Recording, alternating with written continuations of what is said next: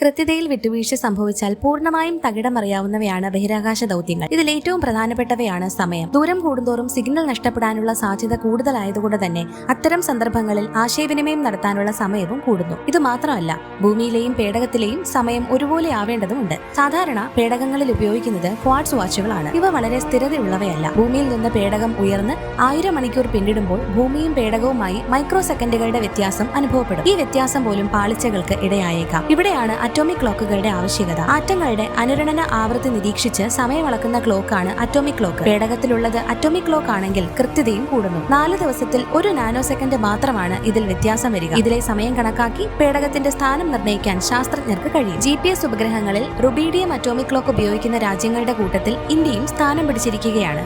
ഭാരം കുറഞ്ഞതും നിർമ്മിക്കാൻ എളുപ്പമുള്ളതും ചിലവ് കുറവുമായതിനാൽ ഇവ മറ്റ് അറ്റോമിക് ക്ലോക്കുകളേക്കാൾ മികച്ചതാണ്.